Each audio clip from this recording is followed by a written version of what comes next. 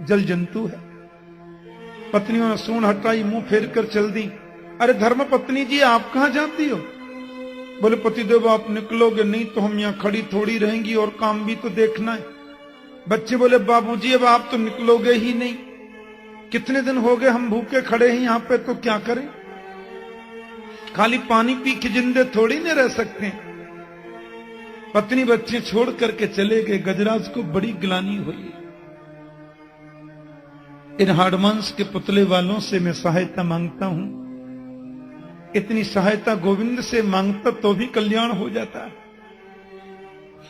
उसने अपनी आंखें बंद कर ली और भगवान की बड़ी सुंदर स्तुति गाई, ऐसा लिखा है।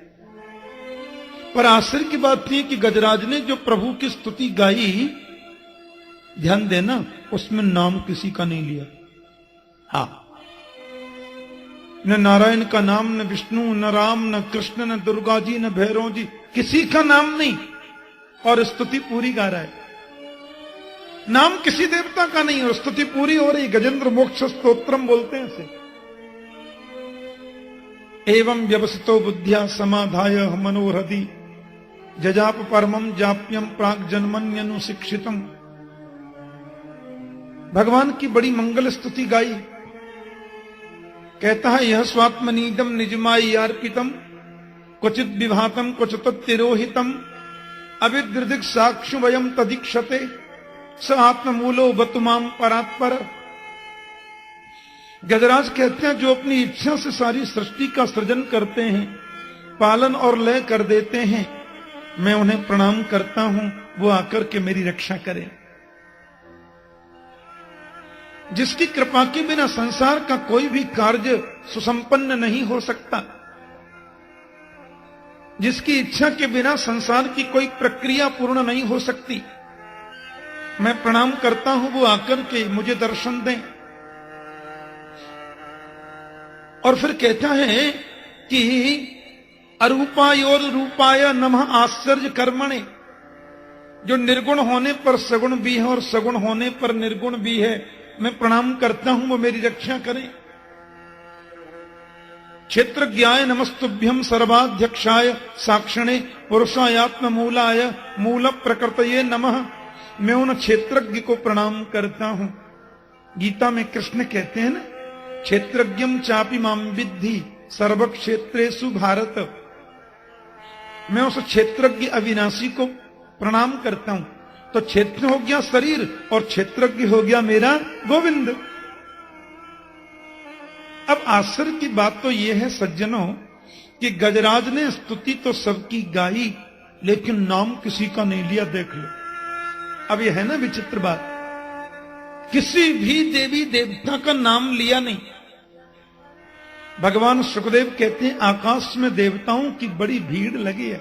हाँ, बड़ी भारी भीड़ लगी देवताओं की आकाश मंडल में। और ब्रह्मा जी सोचते हैं कि मेरा नाम लेकर के पुकारा नहीं तो मैं बचाने क्यों जाऊं। सुखदेव जी कहते हैं ब्रह्मा देव विविध लिंग भिदाभिमाना। सब देवताओं के मन में अभिमान है, हमारा नाम नहीं लिया तो हम क्यों। ब्रह्मा बोले पूरा नाम याद नहीं था तो चार मुंह वाला आके रक्षा कर दे, इतना बोलता मैं तो ही बचा लेता। माता जी बोली सचियां जोता वाली माता तेरी सदाई जय बोला नहीं। ऊंचे छत्तर वाली कहा नहीं, पहाड़ा वाली कहा नहीं। भोलेनाथ ने कहा पूरा नहीं था नाम याद तो इतना ही बोल देता, सिर्फ इतना कह देता।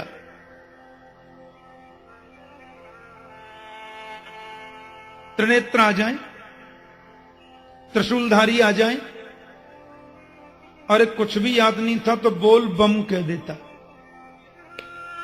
आहा, तो कांवड़ के वाले आते हैं ना महाराज, हरिद्वार से जो कांवड़ ले लेके आते हैं अपने अपने गांवों के लिए, बोल बम बोल बम बोल बम बोल बम, पूरा रोड को घेर लेते हैं। क्या मजाल कोई निकल जाए, हॉर्न दो तो सुनते ही नहीं। जगह जगह पर कैंप लगे रहते हैं, उनकी सब निशुल्क व्यवस्था होती है, भोजन फ्री, नाश्ता फ्री, सुल्फा फ्री। बोलो जय श्री कृष्ण। हाँ हाँ हाँ, बोल बम, इतना ही तो करना है। ऐसा श्रावण का महीना और ऐसी शिव चतुर्दशी रोज आवे तो ही अच्छा।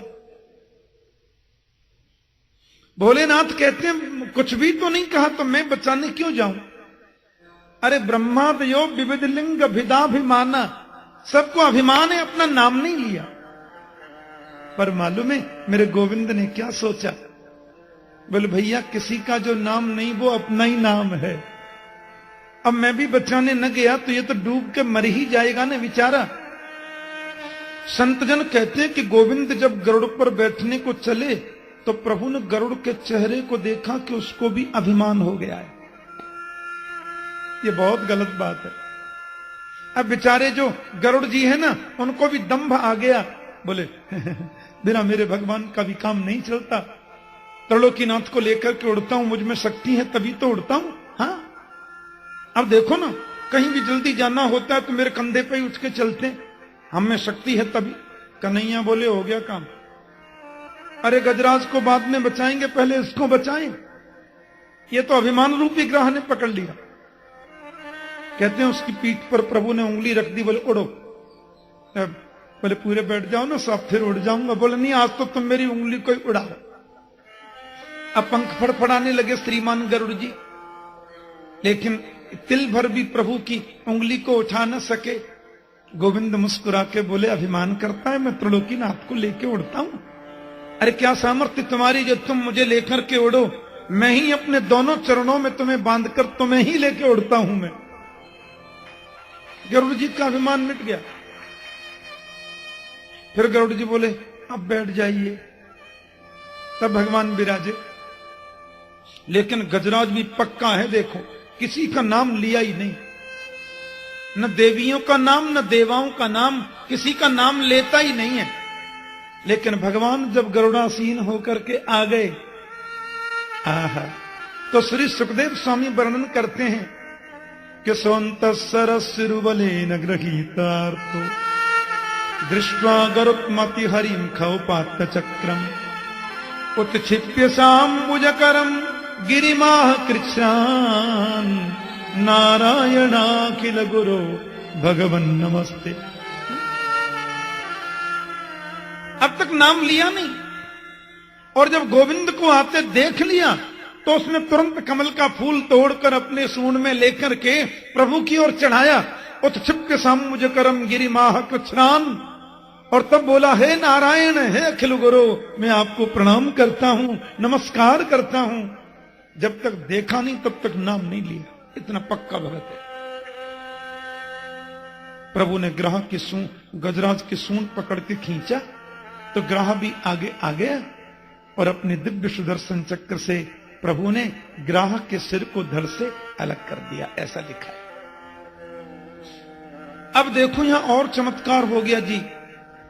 योसौ ग्राह सवै सद्य परमाश्चर्य रूप धृक पेन हुहुर गंधर्व सप्तम। ये ग्राह जो था ना, देवल मुनि के साप से एक हुहु नाम का गंधर्व ही ग्राह बन गया था। हाँ, मैं आपको थोड़ा सा इसकी भूमिका बता दूं।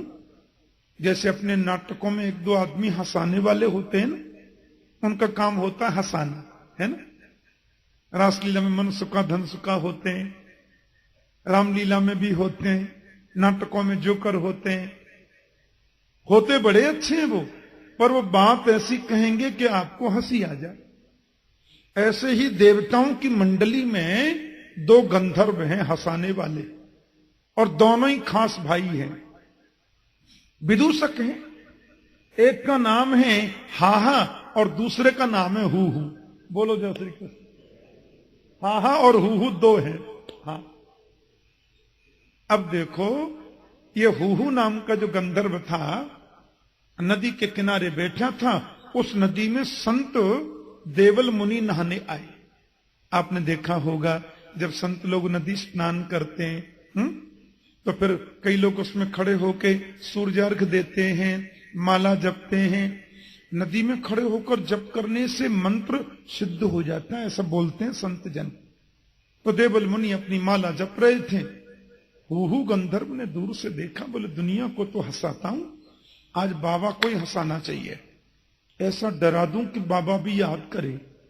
अब जोकर मतलब जोकर। तो उसने क्या किया, जल में डुबकी लगाई और नीचे नीचे आकर के बाबा का पैर पकड़ लिया। तो देवल मुनि की तो माला वाला सब छूट गई। बेचारे घबराए, कौन आया, उछल गए, महात्मा जी ध्यान भंग हो गया।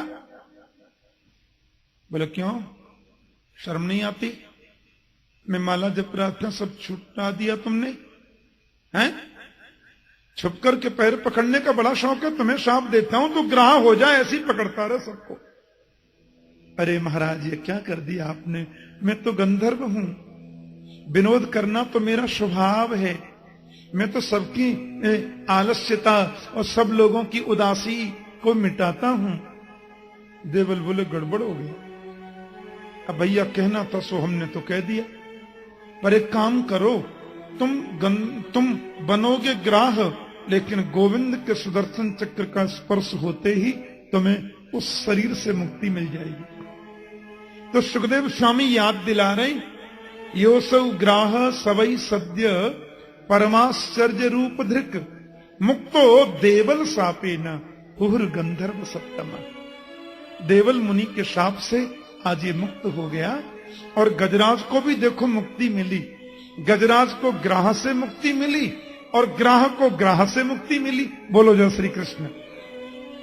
भगवान के हाथ से बचना भी मुक्ति और उनके हाथ से मरना भी मुक्ति। एक संत कहते हैं, मुझे पूरी कविता याद नहीं, उसकी लास्ट लाइन का आधा मुझे याद है। उस आधी कविता में लिखा था कि तुमने क्या किया, गज को उबारा है कि ग्राह को उबारा है। पूरी कविता कह के संत लास्ट में कहते हैं कि गज को उबारा है कि ग्राह को उबारा है। तुमने गजराज का उबार दिया कि ग्राह का कल्याण कर दिया? तुमने तो दोनों को ही कल्याण किया। अच्छी कथा परीक्षित तुमको मैंने क्यों सुनाई? परीक्षित बोले आप सुना रहे थे, मैं सुन रहा था। नहीं राजन, ये कथा मैंने इसलिए सुनाई कि अपबल तपबल और बाहुबल, चौथो है बलदाम, सूर किशोर कृपा से सब विधि, हारे को हरि नाम। सुनेरी मैंने निर्वर के बलराम। कोई बल व्यक्ति का जब काम नहीं आता तो गोविंद को पुकारता है। यदि श्रद्धा से प्रभु के नाम का उच्चारण करे तो ये नौबत ही क्यों आए? अहरनिश प्रभु की याद करो, अहरनिश गोविंद का स्मरण करो, ये बड़ा आवश्यक है। चलते फिरते उठते बैठते खाते पीते हंसते नाचते गाते ये ध्यान रखना है कि प्रभु मेरे साथ हैं। रक्षस्यतीति विश्वासो गोप्तृत्व वर्णम तथा। हमारे गौड़ीय संप्रदाय में बड़े अद्भुत अद्भुत ग्रंथ हैं। उसमें क्रम संदर्भ, षट संदर्भ, ऐसी अद्भुत भक्ति की व्याख्याएं की गई हैं। मेरे पूज्य सद्गुरुदेव थे ना स्वामी श्री रामानुजाचार्य प्रभु, बड़े अद्भुत विद्वान थे, बड़े सरल व्यक्तित्व के धनी थे।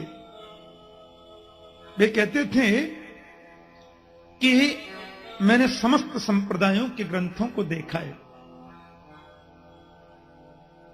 पर विशिष्ट भक्ति का प्रतिपादन करने वाले दो ही संप्रदायों में ग्रंथ मुझे मिले,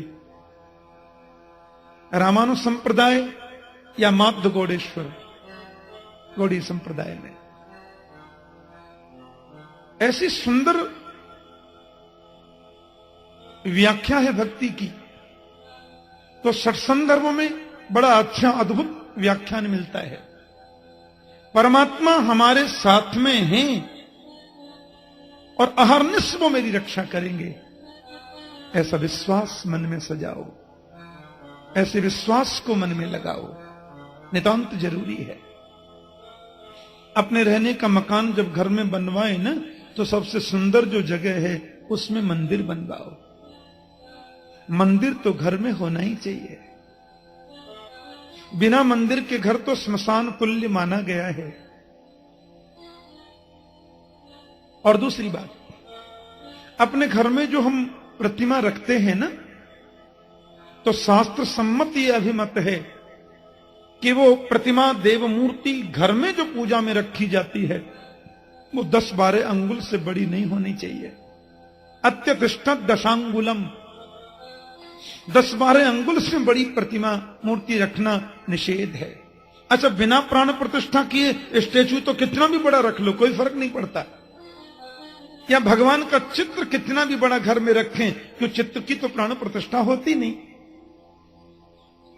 लेकिन जो प्रभु की अष्ट धातु की मूर्ति या किसी भी धातु की मूर्ति जो घर में हम रखते हैं पूजा में, वह मूर्ति कभी भी 10-12 अंगुल से बड़ी नहीं होनी चाहिए। और उसमें 3 बातों का हमको विशेष ध्यान रखना चाहिए। कौन सी बातें हैं? ये मूर्ति है, कभी भाव मत जगाओ। ये तो प्रत्यक्ष मेरे गोविंद हैं, इस लाड़ से लाड़ लड़ाओ। कि मूर्ति मानेंगे तो श्रद्धा उत्पन्न होगी कैसे? बिना भगवान के भोग लगाए किसी भी पदार्थ का सेवन मत करो। और वही वस्तु घर में बननी चाहिए जो भगवान का भोग लग सकती है। जो पदार्थ भगवान के भोग में वर्जित है वो तो रसोई घर में आना ही नहीं चाहिए। यह नियम है शास्त्र का। घर में 2 मंदिर होते हैं, एक मंदिर वो जिसमें गोविंद विराजमान है, दूसरा मंदिर वो जिसमें गोविंद का भोग बनता है। लिखा तो यह भी है कि रसोई घर में चप्पल पहन के प्रवेश नहीं करना चाहिए। चप्पल सोने की भी है तो भी वर्जित है। टाट बिछा लो, ठंडी लगती है तो संगमरमर लगाए महाराज। लकड़ी के खणामू स्पेशल रसोई के लिए बनाओ तो ठीक है, बहुत ठंड लगे तो उनको पहनो, पर शर्त यह है कि वो बाहर नहीं आने चाहिए। लिखा तो यह भी है कि खड़े होकर भोजन बनाना मना है। बोलो जय श्री कृष्ण।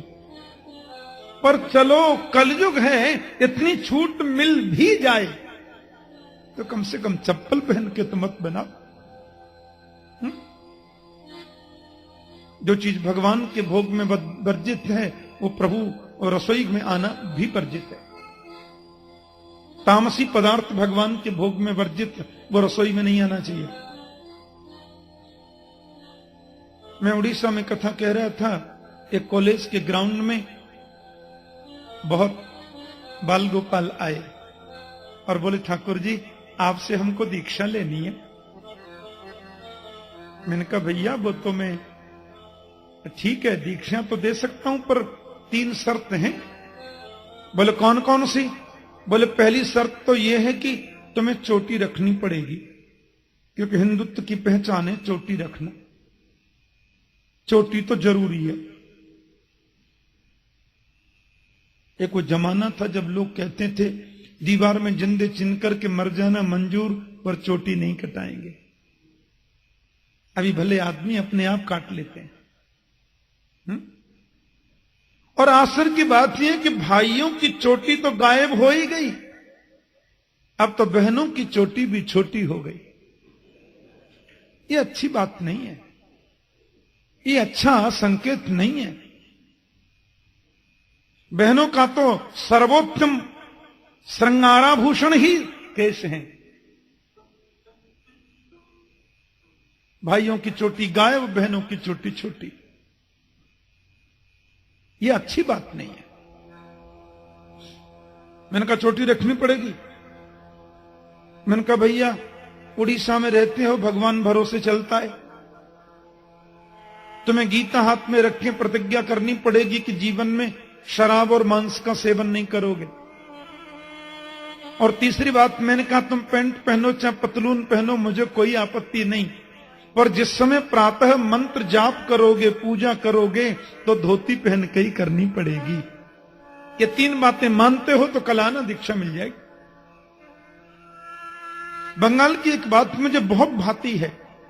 आप कितने ऊंचे बैरिस्टर सही, कितने ऊंचे मंत्री संतरी फंतरी खंतरी कुछ भी सही, आप कितने ऊंचे पद पर सही, लेकिन शादी जब आप करेंगे तो धोती पहननी ही पड़ेगी। बंगाल में बिना धोती पहने बर शादी नहीं कर सकता। मंदिर में आप अंदर जाओगे तो धोती पहननी पड़ेगी, और कितने ऊंचे बैरिस्टर सही, लेकिन शादी में जब दुल्हा बनोगे तो बिना धोती के नहीं जा सकते। ये कितनी अच्छी बात है। देवो भूत्वा देवम यजेत, देवता बनकर के देव का यजन करो। जो भी धार्मिक कृत्य हैं धोती पहनकर करोगे तो उनका फल 100% मिलेगा, जरूरी होता है।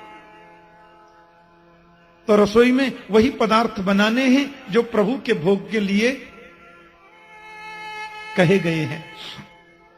और तीसरी बात यह है कि भगवान को जो वस्तु हमने समर्पित कर दी, जो भी चढ़ाया, प्रभु के चरण में हमने फूल चढ़ाए, माला चढ़ाई, तुलसी चढ़ाई, उसको भूलकर भी पैरों में नहीं गिरना चाहिए। हाँ, मेरे गुरुदेव कहा करते थे कि यह नियम वृंदावन में नहीं लगता।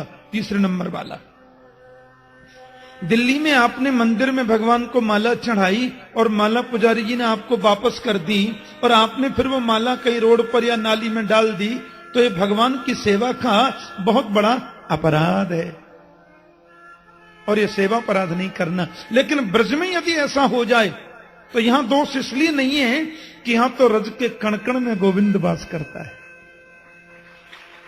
ऐसा गुरुदेव कहते थे। वृंदावन में हम चल रहे हैं, फूल बरसा दिए, प्रभु की माला मिली थी, कदाचित वो गिर जाए भूमि पर, तो इस भूमि पर उसका दोष नहीं है, क्योंकि तो भूमि गोविंदमयी है। प्यार से बोलो जय श्री कृष्ण। ये भूमि कृष्णमय है। यदा दुर्वासस सापात सेन्द्रा लोकास्त्रयो नप निस्त्री कांश्चा भवस्तत्र नेसुर्ज्यादय क्रिया। एक बार दुर्वासा जी पधारे थे वैकुंठ में, तो गोविंद ने अपने गले की प्रसादी माला संत दुर्वासा को पहना दी। अब दुर्वासा जी ने वो माला पहनी, बड़े खुश हुए, बड़े फूले न समाये महाराज, भगवान की माला, प्रभु की प्रसादी माला मुझे पहना दी है। दुर्वासा जी वो माला पहन करके स्वर्ग पधारे। देवराज इंद्र ने वो माला अपने गले में धारण कर ली, गुरुजी ने दी है। और वही माला इंद्र ने अपने हाथी को पहना दी, हाथी ने माला तोड़ के पैरों में डाल दी। मालूम है क्या हुआ? दुर्वासा ने शाप दे दिया, यदा दुर्वासस सापात। और देवराज इंद्र को दारिद्र्य देखना पड़ा, स्वर्ग दैत्यों ने कब्जे में कर लिया। वो तो अच्छा हुआ, भगवान के चरणों में गए तो भगवान ने समुद्र मंथन की प्रक्रिया बताई, क्षीर सागर के मंथन का उपयोग बताया, बांसुकी नाग को रस्सी बनाए, मंदराचल पर्वत को रई बनाया, मंथन कर रहे हैं। धसने लगे अंदर तो भगवान कच्छप बनकर पधारे नीचे, कमठ रूप लेखन अपने पृष्ठभाग पर धारण किया, ऊपर से भी रोका, देवता और दैत्यों में प्रवेश किया। अरे निकलना था, उसमें से अमृत लोधी विष निकल गया। कालकूटाद उपस्थितम, कालकूट भयंकर विष निकल पड़ा, और 2, 4, 10, 5 तोले नहीं, 10, 20, 50 हजार करोड़ से भी ज्यादा, करोड़ टन से ज्यादा। जैसे भारत में ब्रह्म नदी है ना, उसमें जो आता है ना भयंकर बाढ़, हजारों हेक्टेयर जमीन को प्रतिवर्ष वो बर्बाद कर देती नदी, ऐसे ही समुद्र में से विष की बाढ़ निकल पड़ी। रोते रोते देवता प्रभु के पास में गए। हमारे ब्रज के संत तो बड़ा सुंदर चुटकी लेते हैं, पर देवताओं ने जब भगवान से प्रार्थना की, भगवान बोले देखो भाई, ये जहर वहर पीना तो मेरे बस की बात है नहीं, अपन को तो माखन मिश्री खाना आता है। बोले महाराज, त्रैलोक के दहनात विषात, ये त्रिलोकी को नष्ट करने वाला विष है, इससे कैसे रक्षा हो? तो प्रभु ने कहा शंकर जी के पास चले जाओ, और सुनो, मेरा नाम नहीं लेना। बोलो जय श्री कृष्ण। ऐसा संत विनोद करते। शिवजी से प्रार्थना की तो शिवजी के बगल में माता जी बैठी है। जब स्तुति सुनी तो शंकर जी भी मुस्कुराए, और पार्वती जी से बोले, अहो बत भवान ये तत् प्रजानाम पश्य वै शशम क्षीरोद मथुनोद भूता कालकूटाद उपस्थितम। ये तो कालकूट विश्व उपस्थित हो गया है, क्या करें? जानती हो देवता सब स्तुति कर रहे हैं, मेरा वंदन कर रहे हैं। क्यों? क्योंकि सब मुझे विनम्रता पूर्वक जहर देना चाहते हैं, लेकिन आपकी अनुमति के बिना मैं तो विष पीने वाला हूं नहीं। तो माता पार्वती ने क्या जवाब दिया मालूम है? प्रभु, आपके विष पान करने से त्रिलोकी के लोगों का संकट निवृत्त हो सकता है, तो मैं आपको विष पान करने की अनुमति देती हूं। लेकिन वहां सुखदेव स्वामी ने तुरंत सुधार कर दिया। बोले, पार्वती माता ने शिवजी को विष पान करने की आज्ञा दे दी। आप ये न सोचे कि हम कोई कम पतिव्रता थोड़े ही हैं, हम कोई छोटी मोटी पतिव्रता थोड़े ही हैं। हम भी कह देंगे पतिदेव से, पी जाओ पतिदेव तुम भी। ये पतिदेव तो राम नाम सत्य 1.5 मिनट में हो जाएंगे। इसलिए वहां सुखदेव ने सुधार किया। ध्यान से सुनना। कहते हैं पार्वती जी ने शंकर जी को विषपान करने की आज्ञा तो दी, पर क्यों दी? क्योंकि प्रभाव ज्ञान मोदत। माता पार्वती शंकर के प्रभाव को जानती थी, इसलिए उन्होंने उनको अनुमोदन कर दिया विषपान का। प्रभाव न जानती तो क्यों कहती? ततः करतली कृत्यम व्यापी हाला हलम विषम अभक्षयन महादेव कृपया भूत भावन। भोलेनाथ ने उस पूरे विष को अंजलि में ले लिया और पान कर लिया। तो समस्या यह हो गई, अंदर जाए तो गोविंद बैठा, इधर तो गोविंद बैठा। उनको तो मीठा माखन खाने की आदत है, और बाहर निकालूं तो सारी दुनिया जल के राख हो जाए। इसलिए भोलेनाथ ने उस विष को कंठ में धारण करके रखा, तो नीलकंठ हो गए, सब लोग जानते हैं। अब समुद्र में से बड़े बड़े रत्न निकले। पारिजात नाम का कल्प वृक्ष निकला, उच्चैश्रवा घोड़ा निकला, ऐरावत नाम का हाथी निकला। बड़े सुंदर सुंदर रत्न निकल रहे हैं। और कहते हैं अप्सराएं निकली, और चंद्रमा निकला। द्वितीया का बाल चंद्र बोलते हैं उसे, बालेंदु। वह भी समुद्र से चंद्रमा को द्विज बोलते हैं, ध्यान देना। चंद्रमा का नाम द्विज क्यों है? कि इन्होंने 2 बार जन्म लिया है। ब्राह्मण, क्षत्रिय, वैश्य, इनको द्विज कहा जाता है, क्योंकि ये सब लोग 2 बार जन्म लेते हैं। एक बार मातृ गर्भ से जन्म लेते हैं, और एक बार संस्कारों से जन्म लेते हैं। उपनयन संस्कार से दूसरा जन्म होता है, इसलिए वो द्विज हैं। और चंद्रमा भी द्विज है, क्योंकि एक बार तो समुद्र में से प्रकट हुए, और दूसरी बार माता अनसुईया के यहां अत्रि मुनि के घर प्रकट हुए, इसलिए वो द्विज कहलाते हैं। बारुणी मदिरा निकला, दैत्य बोले हम लेंगे, प्रभु बोले ले जाओ। अब तो निकली माता लक्ष्मी। ततश्चाविर्भूत साक्षात श्री रमा भगवत परा रंजयंती दिशा कांत्या विद्युत सौदामिनी यथा। लक्ष्मी माता निकली सो महाराज कमाल हो गया। भीड़ लग गई, बोले इनको तो हम लेंगे और हम लेंगे। लेकिन लक्ष्मी माता ने तो केवल नारायण का वर्ण किया, मेरे प्रभु का ही वर्ण किया, और का कैसे कर सकते थे?